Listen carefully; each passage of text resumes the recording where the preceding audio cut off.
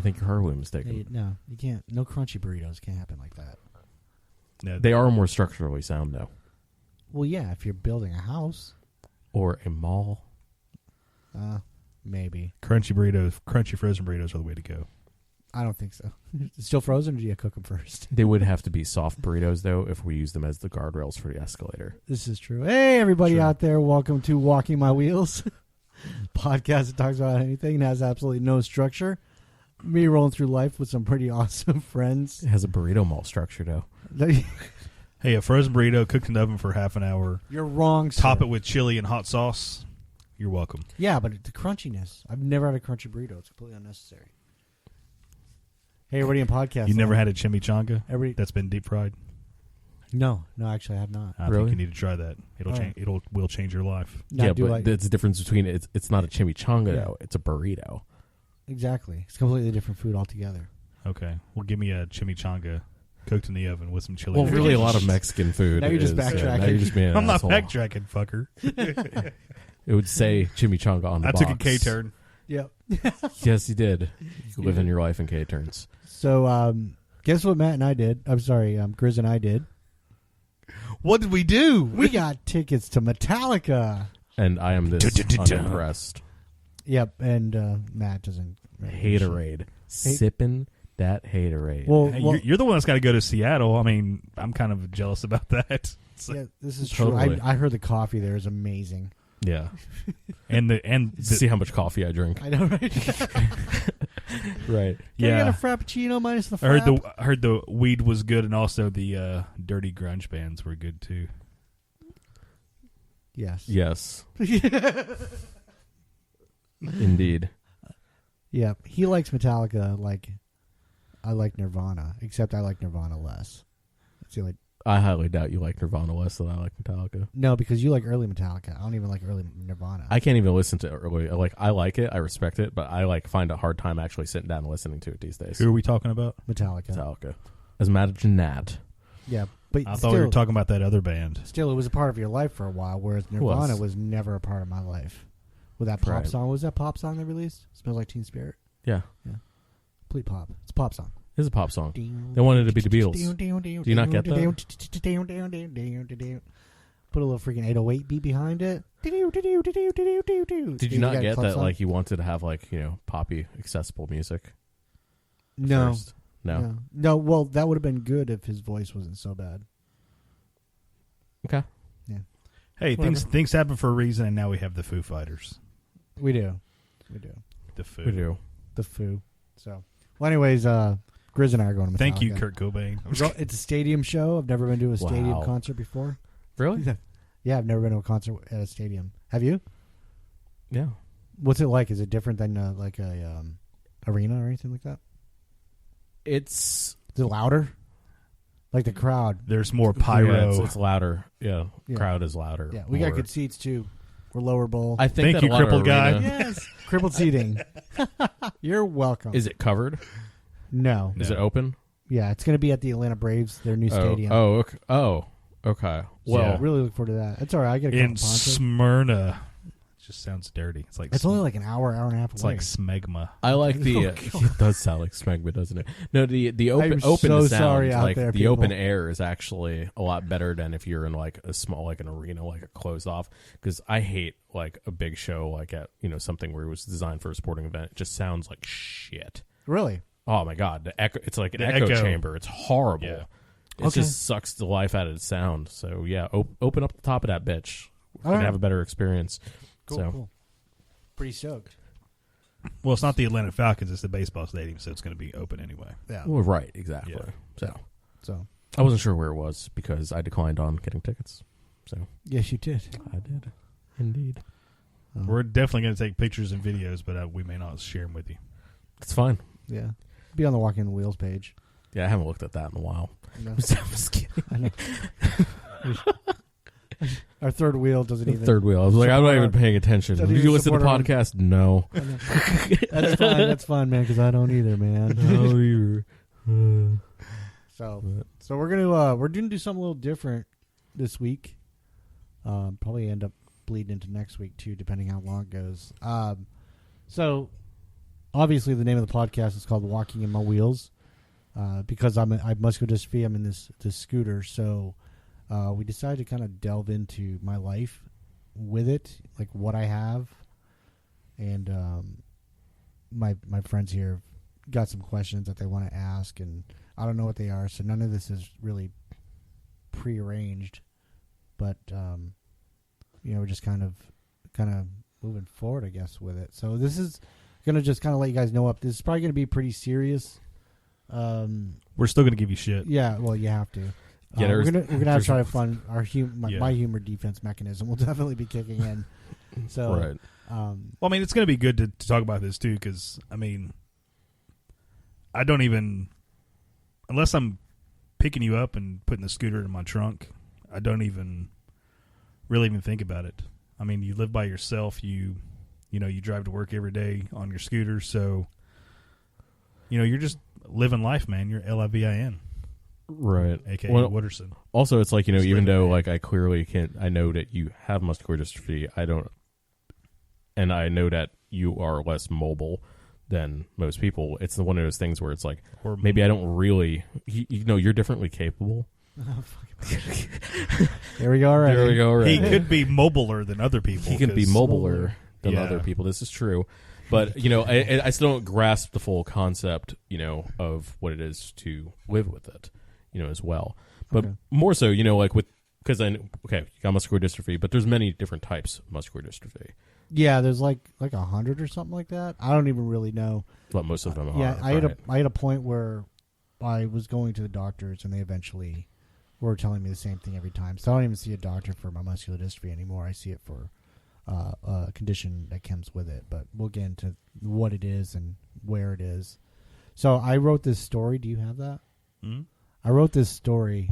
Do you want me to do it now, or do you want me to Yeah, I mean, might as well start off with it. Kind of set the mood and let people know where they're at, or how do you?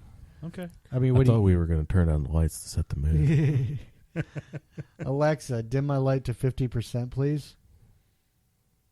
Oh, shit. Thank you. It really works. Wow. Alexa, increase light to 100%.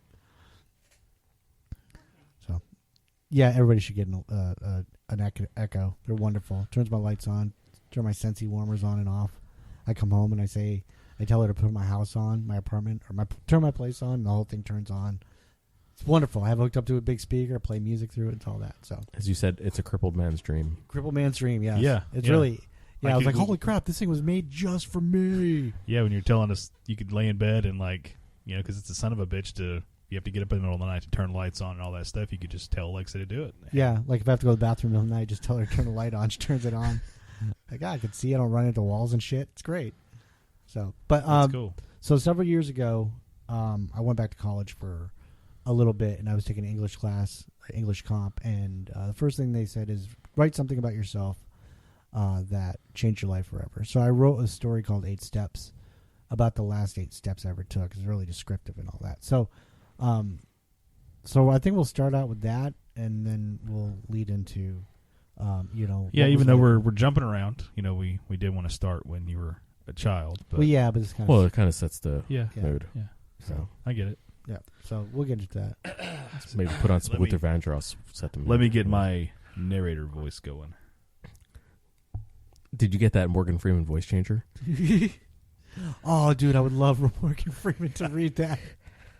That would be great. That would be good. So, okay, well, we'll be quiet. I could read it like one of my Virginia relatives. Why? Doesn't make any sense. I It's not know. from Virginia. My relatives from Virginia. I like the way they talk. Never mind. I just like Right. the way they say their state, Virginia. Virginia. Okay. 8 steps. Should have rehearsed this. I've read it out loud a couple times, but still, it's all good. Yeah. Are you sure you don't want to read it, sir? I'm positive. Okay. I don't want to read it. I wrote it. 8 Steps by Derek Howard. The doctors always said my disease would get worse as I got older. See, first sentence. Being born with muscular dystrophy, a progressive disease, it had become increasingly difficult for me to independently complete menial tasks. When I was a child, I had a little trouble running, jumping, playing, and being just like all the other kids. At the age of 15, I was properly diagnosed after being misdiagnosed 3 times. The first diagnosis led my parents to believe that I would not live to see my 7th birthday. The second time my doctors got it wrong, 16 years would have been my demise. 23 years old would have been the latter. Fortunately, the 4th diagnosis was the correct and not as life-threatening. Emery-Dreifuss syndrome is a form of muscular dystrophy that I have. It causes muscle contractions, mainly in the arms, legs, and neck. Combined with overall muscle weakness, it also causes a heart condition that will, with close monitoring, may be somewhat managed with medication. Attempting to endure them as they arise, I have been made well aware all of the possible complications that my disease would lead to throughout the rest of my life. It was around mid-January of 2004. My wife and I had been married for approximately 2 months. Anticipating what the future held for us, we were looking forward to continuing our lives together. At that moment in my life, it had been getting harder and harder to walk. Even the difficulty of standing was increasing on a daily basis. So there I was, standing in the archway of the bathroom, 8 steps away from my bed. The mint taste in my mouth still lingered, having just finished brushing my teeth. My right hand for balance was gripping the door frame, and I could still feel the condensation from it on it from the hot shower I had just taken. My legs ached, and for the first time I questioned my ability to make the short trek from my bathroom to the bed. The distance looked entirely too far for my stamina. I could see my wife on the far side of the bedroom, just to the left of the foot of the bed. She was looking into the dresser mirror, putting her eyeshadow on. The silhouette of her body was slightly out of focus due to the bright sun shining in through the double-paned window. I took a deep breath and placed all my focus toward the white bedspread with a lime green trim. I took my first step, and at that very second, I knew that this would be the hardest thing that I may ever have to do in my entire life. 31 years of tightening Achilles tendons had caused all of my balance and weight to be placed on the balls of my feet. My foundation was weak, and my legs felt though they had already run a marathon. I didn't think I could go on one more step, but I had 7 more to go, and there was no turning back. My right hand, no longer balancing my body with the grip of the door frame, was already swinging forward. Step 2. This is where my momentum increased. The swinging of my arms, which looks more like flailing, helped my body toward its destination. As chaotic as my body looked, with my arms flailing from side to side and up and down, it was quite precise in the ability to keep moving forward. Step 3, Step 4. I could feel the resistance of the carpet underneath my balls of my feet, and when the pain started to set in, I felt like it was a fire being set inside of my calves and thighs. My legs began to burn. At that point, I was almost certain that I was not going to make it. Although I was halfway, the bedspread that had been focused on seemed to be further from me than ever before. It felt more like a mirage of an oasis in the desert. Step 5, Step 6. My legs began to shake. The weakness was so strong, and my legs felt so numb, yet the pain kept intensifying as I went on. Only 2 steps to go. From my waist down, my legs could no longer do what my brain was telling them to do. 31 years of progressive disease had finally caught up with me. I was not going to make it. The reality began to set in. What my doctors had always told me was coming true. At that very moment, it was all coming true. All I wanted was to feel the freshly cleaned linen on my bed. Step 7. It was the beginning of a lunge, really. Actually, the first step of 2-step controlled fall. I just did not want to come up short. Sure, I have fallen in the past. Several times, all of my weight had slammed onto the floor and my knees almost took the brunt of it. If I fell this time, it would have been different. I knew that this was the last chance I was going to have to walk across the floor independently. Failure was not the way I intended to end this chapter in my life. Step 8. I'm not sure if you could even count step 8 as an actual step. I was on the way down, face first, to the beautiful white bedspread with the lime green trim. It waited for me like a mother waits for her young child, with her arms spread wide ready to embrace him and take away all of his doubt and pain.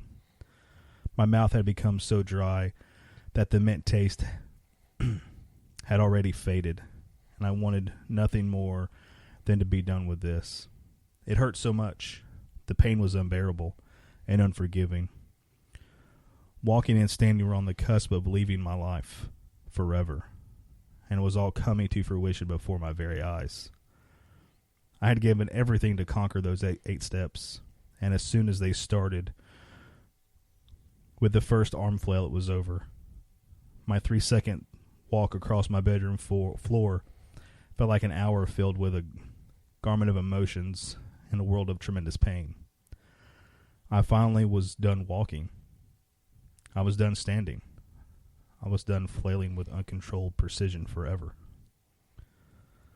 After inhaling the comforting smell of the bedspread pressed underneath my face, I adjusted myself and rolled to the right. Using the strength of my shoulders, I forced myself to a seated position via my elbow. My useless legs hung off the edge of my bed, bent at the knee.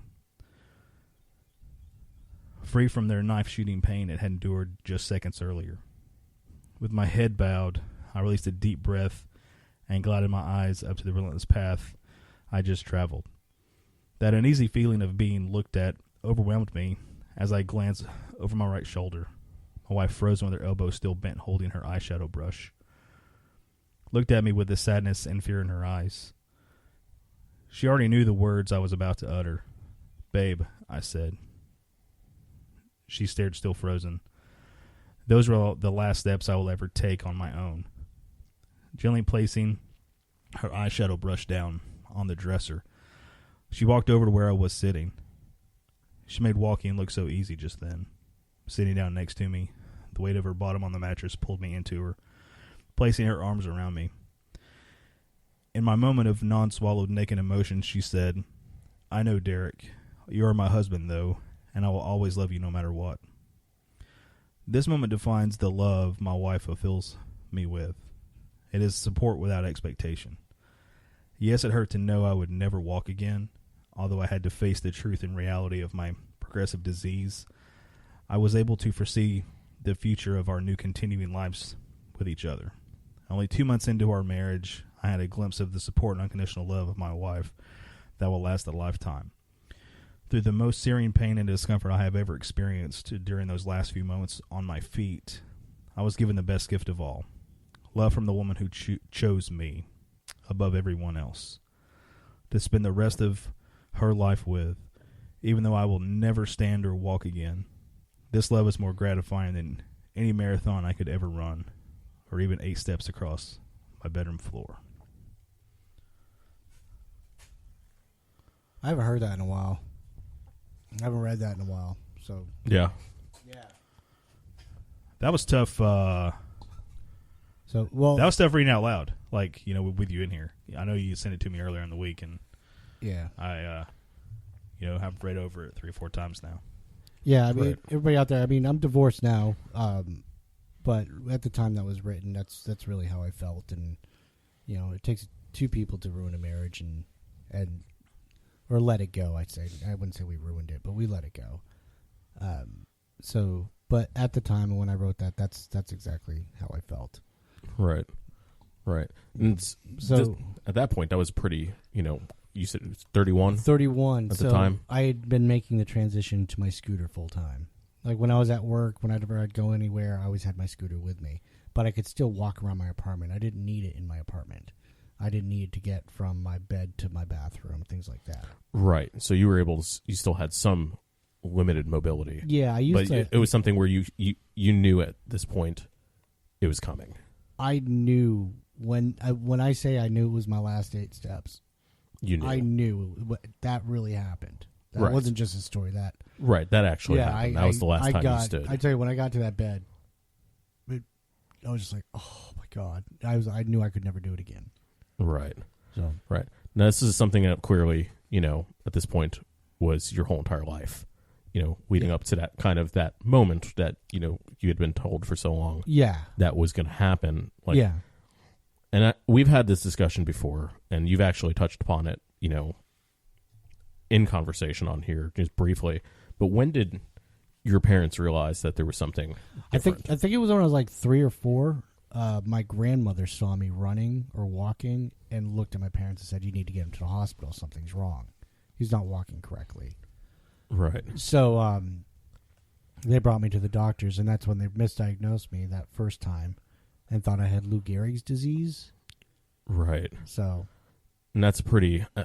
And I know, we even just touched upon it just a minute ago. There was multiple misdiagnoses. Yep. Like some of them are, pretty damn grim. Very low life expectancy. As you were saying. Did your parents try and prepare you for that, or even no, make they that? Didn't tell me.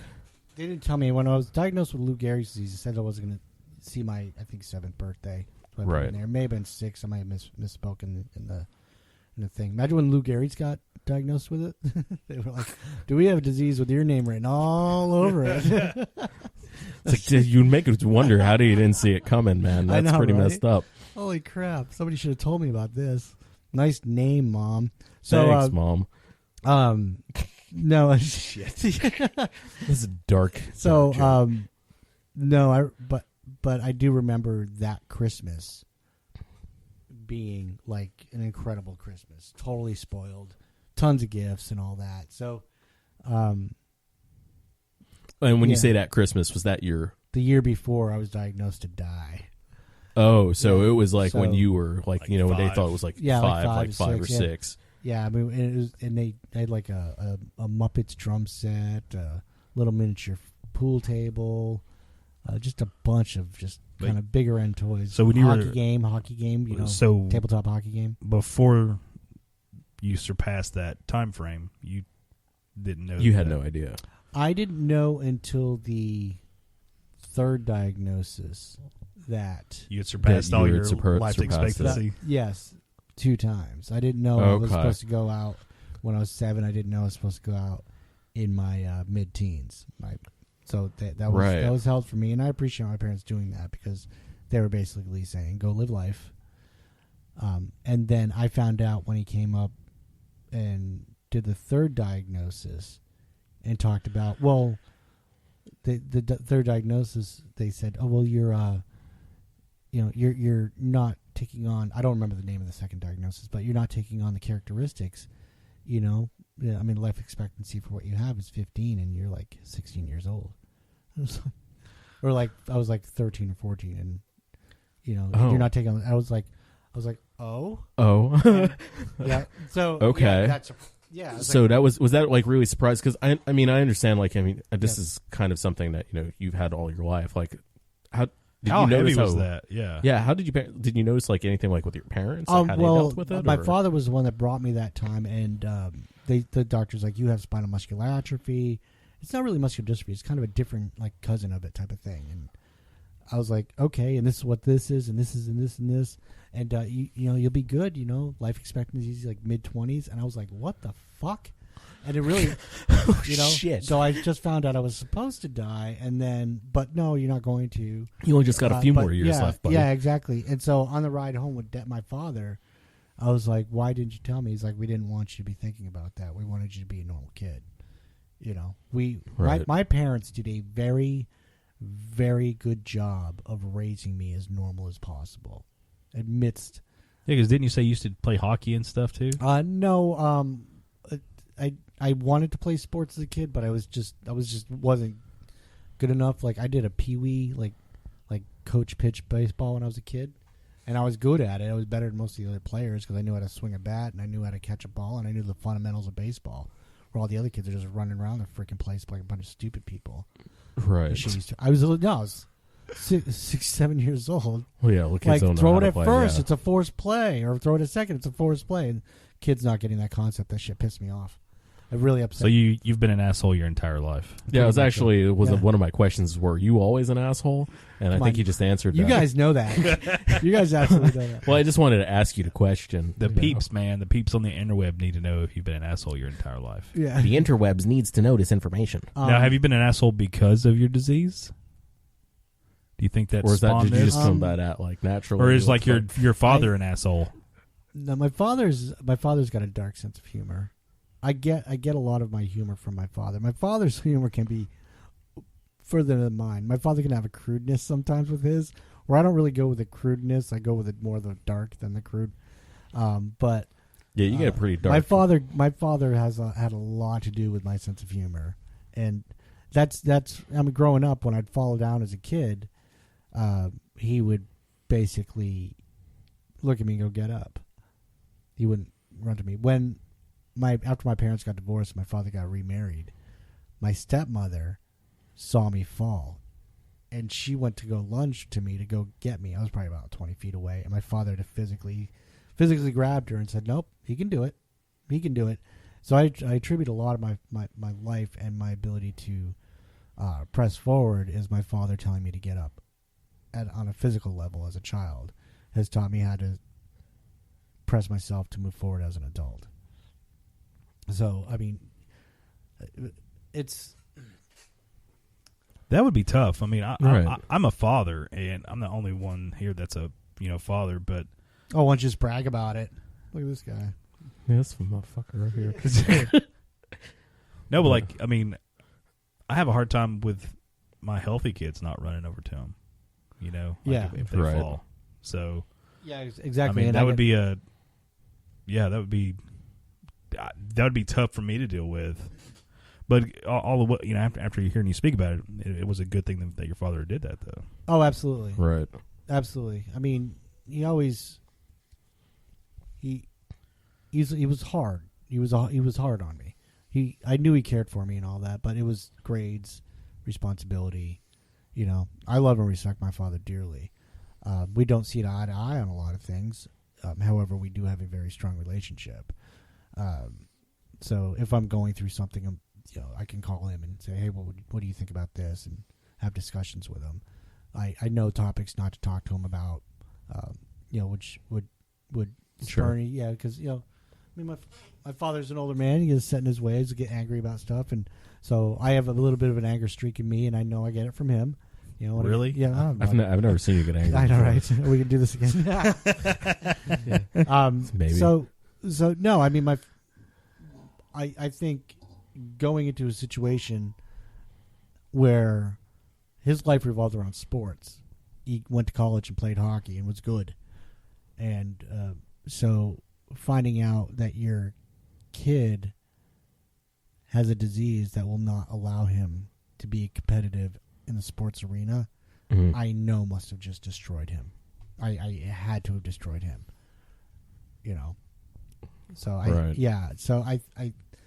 mean, that's gotta be hard. Think about it if you have a child and then all of a sudden, you were a big sports guy in high school, and then you have a kid and it's just like, oh, you can't do it. It's reflecting back that all the things that you grew up enjoying, and that helped give you purpose. Knowing that you're never going to experience that the same way. Exactly. But I mean, I think having this disease as a child helped mold me. Clearly, it people were nicer to me. I don't want to say my disease got me things. But it got me things. Right. So there's somewhat preferential treatment. Yes. Yes. Because of your disease. Because now, when you were a child, because I noticed this is something that progressed, over time. I know that it was, basically they saw that you were walking, kind of funny, or we weren't like right, essentially. Was that something that was like very like visibly, like even when you were a child and still were able to, you were very mobile? No, I was very mobile, but yes, absolutely. You could definitely see the way I ran. You could see there was something wrong. I was ultra skinny too. Okay. So being super skinny, that you already look at and go, oh, I wasn't just like a normal skinny kid. I was like really skinny. And then I walked funny. There was a slight, because I was so young and it was brand new, the disease. There was a slight bend on my knees, and I wasn't flat-footed. There was a slight on the toes walking. I couldn't walk on my heels because the Achilles tendon is one of the contractions. It's one of the contractions. The disease causes contractions in my arms, so my arms are permanently can go no further than 90 degrees. Right. And my legs are, excuse me, and my legs are contracted too. So if I were laying on my stomach, they would bend. My legs would bend at the knees, and my feet would probably be, my toes would actually probably be 2 or 3 inches above the bed or the ground. Above the ground. Okay. So because it's atrophied from me sitting in the scooter over the years. And right. Yep. So I'm in a seated position, so the muscles are tightened from being in that seated position for so long. Right. Absolutely. Now, I've been really wanting to ask you this question. You said that you were walking funny. Can you please demonstrate? I've been waiting on that question. Actually, in high school, I did a lip sync contest where I was Dee Snider, the lead singer of Twisted Sister. That picture went up, didn't it? It did. And I have the recording of it on that videotape over there. So if you want to see how funny I walked in high school, you can see it. Right on. Yeah. We go. So we need a VCR. I have a VCR at my house. All right, you need to bring that over. We're screening. Yes, I'll bring it over. I know. I need to put it. I need to make it in digital. Yeah. So I haven't watched that in years and years and years and years. Right, right. Well, because I know, something that was clearly, like it's you can visibly see. Like, how did kids in school respond to it? Because I know kids can be pretty cruel. I've had a couple instances where I've definitely been bullied. Now, I just want to touch base on something with bullying. Bullying is a bunch of shit. People shouldn't bully. It's wrong. It's mean. However, I think it's important that to a certain degree, kids get bullied every once in a while. Teaches them how to stand up for themselves. I figured out how to stand up for myself with humor. When kids, I remember I was in high school, freshman year, kids started picking on me. And there was, weird shit happens. He had a piece of a door screen, like the little metal screen doors. He had a piece of that material, and it was metal. And there was a little hole, and he goes, "Hey, Derek, stick your finger in this." And I'm like, "No." And he's like, "Just stick your finger in that."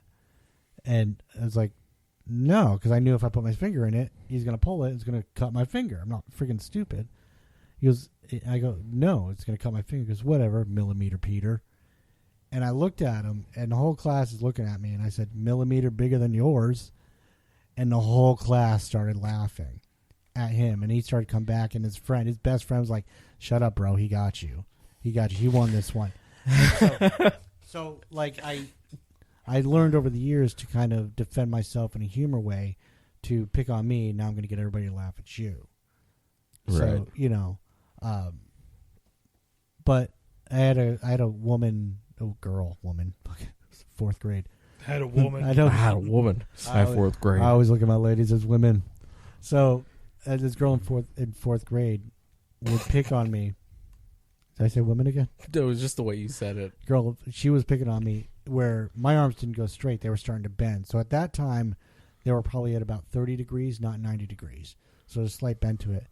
And she would walk very upright and straight. She's a tall girl. Very upright and straight with her arms straight right out. And just walk and just look at me with her arms and legs very, very straight and very stiff. Super. And I didn't get it. I was like, well, it was just this random, I'm going to pick on this kid. It was her way of picking on me. Like, look what I can do and you can't. But, at the same time, I mean, I picked on this girl in high school. This girl I picked on, I didn't realize I was picking on her. And I found out at a later date she went home crying to her mom and stuff like that. And this was all because of me and stuff I had said to her. So I ultimately apologized to her once I found that out, because I didn't know. So, I mean, people pick on people without even realizing sometimes. Like I'm a jokester and I'll pick on you, but I'm older now and I pick on everybody, but I always tell them I'm just picking If I cross a line, please let me know. But I think bullying built something in me to stand up for myself. You know, right? Come at me, bro. I kill you verbally. Well, people need to know their place. I mean, it's a sad state of affairs that, you know, we have to justify that. I'm not a big proponent of bullying either, but I definitely get the premise of it. It's like those damn participation trophies. Yeah, exactly. Now, try your hard to win something to get a trophy. Now, don't get me wrong. I mean, there's levels of bullying where I mean, it's brutal. I mean, fucking kids kill themselves on a regular basis because of the shit that they're subjected to. And that's not bullying. That's pure 100% over the line harassment. If you're bringing somebody to that point, right? There's bullying, like give me your lunch money, kid. That type of stuff. That's different. And I think I'm okay with that type of bullying. I don't, but like there is that excessive line. Right. You know, so how in 8th grade, one kid, I remember this guy and his friend started bullying me, and he's like, "So and so wants to fight you after school," and I was like, "Why?" Like obviously he's going to beat me. He wants to beat a crippled guy up? I didn't understand that. And like when teacher wasn't working, he punched me in the chest. He was a pretty bad bully. He was a bit of an asshole too. Right. But did you ever experience anything that was extremely horrible besides that guy? Because of because of being different? The worst thing that ever happened to me because I had muscular dystrophy. Yes. My first love, I was in college. I'm not going to say any names. First love when I was in college. I was very good friends with a guy.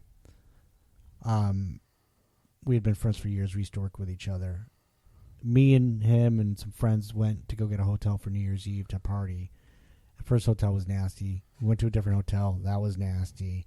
Third hotel, they were like, nope, you're not staying here. Get out. So we're like, screw it. So we went back to his parents' house. Went back to his parents' house. His aunt, uncle, and his cousin were also visiting, spending the night. First eye contact, his cousin and I totally were like, oh, you're cute. And she's looking at me. She's like, you're cute. And we ended up completely, we fell in love. I mean, we ended up establishing this relationship. Not that night, you know, but we're small talk. We just clicked, you know. Her parents were totally cool. You know, it was just a wonderful night. So we all counted the ball down and all that. Went to bed. Next day, woke up in the afternoon. I looked like crap. You know, hoodie up. It just looked like I'd been asleep for 25 hours. So her and I, over the next probably very few months, I guess you say, started to really build a bond and really start to fall in love with each other. You know, I was 19. I think she was 18 or about to turn 18. She was a senior in college. I was a freshman. Or she was a senior in high school. I was a freshman in college. So one time I went to her home to go visit her. My roommate let me borrow his car, and I went to go to the house. And she had told me her parents had some issues with us because I have muscular dystrophy. And so I went to her home, knocked on the door, opened the door. She let me in. I came inside, and they were watching TV. And I looked at them, and, you know, in the normal Derek fashion, hey, how are you? And both of them took their eyes from the TV, looked at me with a blank stare for about 5 seconds, and then looked back at the television. And I was like, oh, my God. And the only reason they did that is because I had muscular dystrophy and I was with their daughter. That was it. That was it. I understand that being protective over your daughter and not wanting them to be with somebody that you don't feel is right for them, but they didn't know me. They didn't know who I was as a person. They only knew about like a diagnosis, essentially. I got fully judged, and ultimately, we dated, you know, a lot longer, and then ultimately we just had to end it because her parents were threatening college funds and car and I looked at her. I was like, I can't break up your family, but I was pissed, you know. So I was like, what the fuck, man? I just trying to live this life and find somebody to be happy with, and this person's doing that for me, and it was taken away, and it fucking hurt, man, and it hurt for years. It took me to get over that. Right. Years. Was that your, like, because, I mean, adolescence, flirting with girls, all that, did you ever, like, run into anything like that with, like, actually, like, any of the girls that you tried to get with, or, like, or anything like that, or was it always, like, external forces? No, I mean, that's more of an adulthood thing, I guess. We could probably save that for the second half. That's a very good question. Right. As a kid, in 6th grade, I had like 6 girlfriends that year and stuff like that. So, as a kid, I had girlfriends. No. What? No, but like nothing happened. I didn't know. What I was doing. I know. Well, I remember I went on a date with an 8th grader. We went to a movie, and we left the movie, and she broke up with me the next day because I was frigid. Because I'm 6th grade. What am I going to do? Hit on you? I don't even know. I've never kissed a girl. Because you were frigid. That was the exact term. I was frigid. Holy shit. Yeah, but yeah, she must be a lot of fun at parties. I dated an 8th grader for a week, so whatever. What up? Yeah. No, I've been in situations. I did date a girl.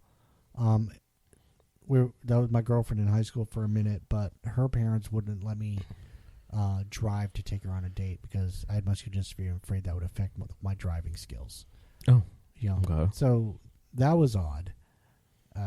And I was like, I can totally drive. And she's like, I know, but they're nervous. I'm like, well, let me talk to them. She's like, no, they're just nervous. So I never really felt I had an opportunity to defend myself. However, the things where you just kind of have to accept it, though. You gotta, okay, well, this is the way that is. This is the hurdle. And the hurdle was, okay, I'm going to go through life and deal with people that are going to avoid me specifically because of this. People that aren't used to it. I've had several friends over the years ago. I've never known somebody who's had any type of disease or been disabled, and I completely look at you like a normal person. So in my eyes, I'm doing something right. If people, you're probably my first close friend, that has been disabled in any way. I mean, people have like, all sorts of medical issues, but like, to be like physically disabled is, was more what I'm referring to. And, it's one of those things. It's like, I didn't feel like I had to approach it, but I remember the first time I actually stopped and like talk to you, you made like a really like crass crippled joke. I wouldn't know about that. Well, of course. And I was just like, dude, what the fuck? Yeah. And, as soon as you were looking to get that reaction out of me. Yep. And as soon as I saw you smile about that, I was just like, oh, this guy's a scumbag I can definitely hang out with. So it's and I learned that at a young age is you have to learn how to laugh at it. I remember being a kid. I don't remember specific jokes, but I remember being a kid, and I would go to the bowling with my father. My father was in a bowling league, and I would go with him on one Thursday night or whatever, and we'd all go to this bar afterwards, and I'd play video games. They would give me quarters and all that. And I remember making crippled jokes at the age of like 7 or 8 and making like grown adults laugh their ass off at such a young age with crippled jokes. So that stemmed from childhood, So, I mean, what am I going to do, man? I can't sit there and mope about it. Yeah. And especially at that young age, you don't know. You don't know. You just live in every day. People would say, what's it like? Yeah, people would say, what's it like, having muscular dystrophy growing up? I don't know. What's it like not? I'm still... Right, you don't understand. This is your reality. Yeah, now that I'm older and permanently disabled and in a wheelchair, I fucking know now. I know the difference between not walking and walking. Yeah. And it's just... And you have to mentally get your mind around it. Right. No, absolutely. Well, one of the things that, we were going to also talk about is, because I know that for you, because we're going to kind of do this as a 2-part if you guys have already picked up on that. Yeah. For you, where you consider like adolescence was even all the way through college, what was your college experience like? Like going through college, with muscular dystrophy and, how like you reacted? Because I think it's a lot different than when you go to like, high school or like, because through those schools, you're following the same group of people. Yeah, all the way through, and it's like you're kind of like in this bubble. Well, as a child, I moved a lot. So okay, as a child, I learned how to make friends. So it wasn't really a transition for you because I wasn't aware of that because Sorry to stick back to the adolescence thing. That's one major thing is my parents got divorced at a young age. My mom got married and then divorced again, and that happened before I ended up graduating high school. My father got remarried. My stepmother is an angel. She came in and treated me as one of her children. Right. Ultimate respect and love for her. I mean, she came from nothing to raising 2 teenagers. Right. And, me being one of them. And I was a good kid, though, for the most part. So, I mean, not to be a dick or anything, but I think that I was fairly easy to raise. And I think because having the disease kept me intimidated about life, afraid to kind of step out a little bit. Mm-hmm. So, what was your question again? I'm sorry, I went off on Oh, no, I was trying to see because, I wasn't aware that you had done that many moves. Because I know for a lot of people. Several. When my parents got divorced, we were in Connecticut. Parents got divorced. We moved a couple of times to Connecticut, and I was like 5 or 6. They got divorced. Vermont, moved around a couple places in Vermont. Was it 6th grade? I remember it was 6th grade. I've been lucky, like growing up, moving, and the ability to make friends. And this was always my comment. People say, "Why do you walk funny?" And my reply was, "I have muscular dystrophy. Makes me walk funny, but don't worry, you can't catch it." Always, don't worry, you can't catch it, because that's as kids, cooties and all that shit. Right. That's what they think. So don't worry, you can't catch it. So I always remember one day I was in the bathroom going pee, 6th grade, just standing there going pee, and the 8th grade bully, the guy who like rolls the cigarettes in his shirt guy, that type of guy comes in, and I was just like, oh shit, because I've seen him pick on other kids, and so I'm going pee, and I go over, I'm going to leave. He goes, "Hey," and I was like, "Yeah," and he's finishing up. I go, "Yeah." He goes, "Why do you walk that way?" I said, "I have muscular dystrophy, but don't worry, you can't catch it." He goes, "Oh." He goes, "Hey." And so I was like, all right. So I start to like kind of leave. He goes, "Hey." And I looked at him and go, "Yeah?" He goes, "Anybody gives you any shit, let me know. I'll kick their ass for you." Oh, right on. Like, thank you. And I've kind of, throughout the schools that I've gone to over the years, there's always been like that bully asshole that would come up and be like, "I got your back if something happens." I never needed to utilize it. Right. But part of me thinks I could have gone up to anybody and been like, "F you," and slapped him, and then he got his ass kicked anyways. Right. I would never take advantage of it because that's not the type of person that I am. But I've always felt like I've always had a certain level of a protection from other people in my schools. Did that transition into like college and being an adult? Well, or when did life really become intimidating? You mentioned that a minute ago. You seem like you were, kind of going with the flow as a teenager or as a young person. But it was always kind of intimidating. My sisters and I have had this conversation where we go, at what point in our lives were we okay with mediocrity? And what point in our life were we okay with, well, that's good enough? Something's happened in our lives, because this stems with them also, is, I want more. I want more out of life. I'm 44 years old. I want more out of life. But something has happened in our lives where we go, okay, well, I'm okay with this job. I'm okay with what I have. Yeah, you're okay with this, right. Yeah. And there's certain, and of course we have an appreciation. It's not like I want more, like in a greed sense, but just we have life where life is doing great, and we're sitting there, all of us do the same thing. Life can be phenomenal. We sit back and go, okay, when's this shit going to happen? When's this going to go bad?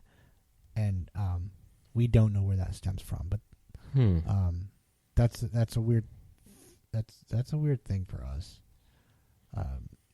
So that's not just you. That's just you and your siblings. That's the siblings also. Yeah. But mine is a disease thing. It's weird. At an older age, will you stop fucking around with the mic and listen to my damn story? Eat a dick. Sorry. I think I lost my train of thought. As I've gotten older, I'm realizing, it's been a minute since I've been like really happy in life and had a relationship and all that. And a certain part of me is afraid that it'll happen because then something bad will happen to balance it for me. It's jacked up thinking. I can't figure it out. I don't know if that's a disease thing. I don't know what it is, but so. But enough about childhood. I think we're gonna switch over to. So I know you said that you leading up to, you feel like you've mentioned this to me before, that leaving college was where you feel like adult life really started. How did that happen? Actually, it wasn't so much leaving college as it was moving to Florida is really one of the main switches. When I was in college, I didn't necessarily leave. My girlfriend, the true love, she had broken up with me. Well, we broke up. So she didn't break up with me, but we broke up. That decimated me. Right. Like I said earlier, it decimated me. So I ended up dropping out of college, moving back in with the parents, lived there for a while, started smoking weed on the regular, working at McDonald's. I had nothing in life, nothing moving forward, just non-existent. I mean, it's McDonald's. My sister got me the job, so it was weird. So went from there. I went to got arrested one night for possession of marijuana and drug paraphernalia. Spent the night in jail. Did 2 days community service. Charges dropped.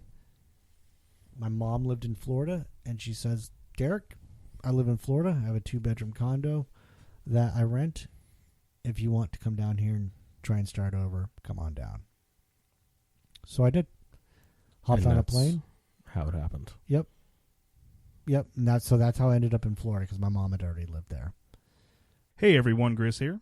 That concludes part 1 of Crippled Life. We'll be back next week with part 2. Thank you so much for listening, and have a great week.